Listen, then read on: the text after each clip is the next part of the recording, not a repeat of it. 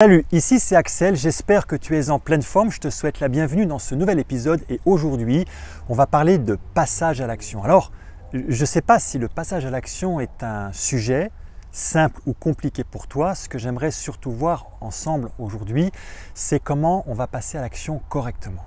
Alors, question, qu'est-ce que ça veut dire de passer à l'action correctement? J'ai ma propre définition que je te livre. Passer à l'action correctement, c'est passer à l'action en écoutant ses vrais besoins pour diriger sa vie.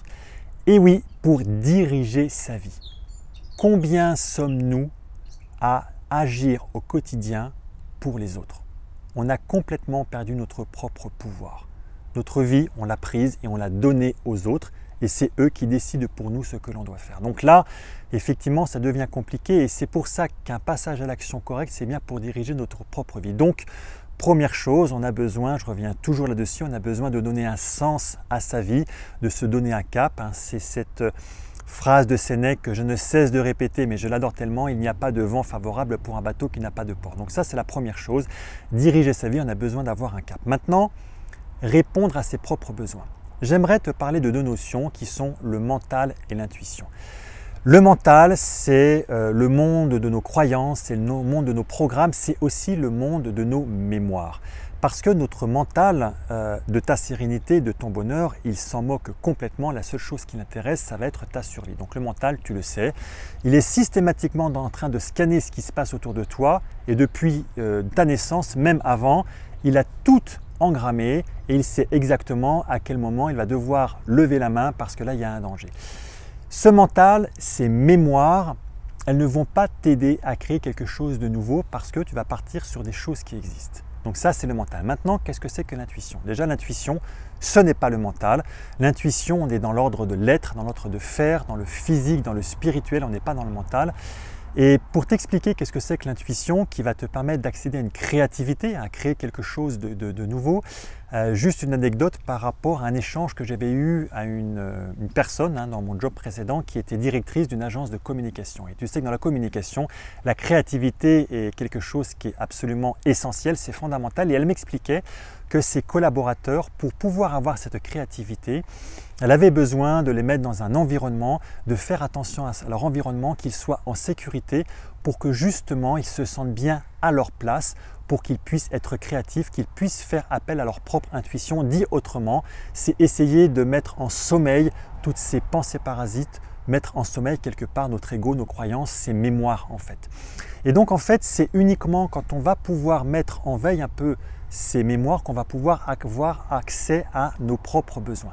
Alors un exercice que j'aimerais te proposer aujourd'hui, c'est que quand on passe à l'action, très souvent, la première pensée que l'on a, elle correspond à nos besoins. Et ensuite, il va y avoir un transfert qui va se faire sur le mental. C'est le mental qui va venir reprendre le pouvoir. Je te donne un exemple.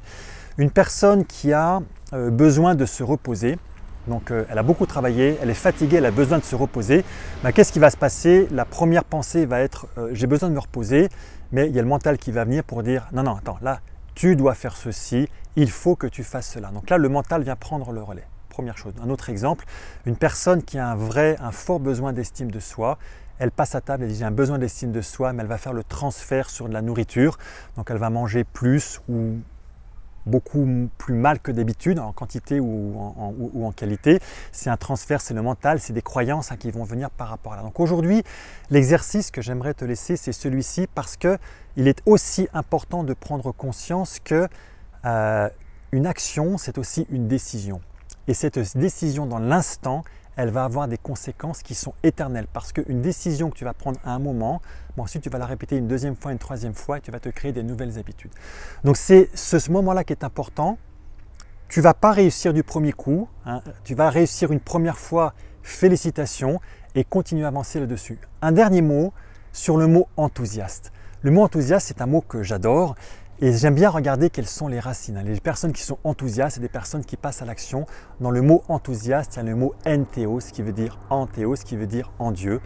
On a tout dit, ça veut dire que des personnes qui sont enthousiastes, c'est des personnes qui sont dans leur créativité, qui sont dans leur intuition, qui sont à leur place, où leur propre Dieu intérieur va s'exprimer. Voilà, je t'ai donné aujourd'hui des outils pour pouvoir passer à un niveau supérieur, des outils pour pouvoir passer à l'action correctement, devenir le leader que le monde attend parce qu'on a besoin de toi, que tu puisses venir pour contribuer, pour faire de toi un meilleur humain, pour avoir un meilleur demain.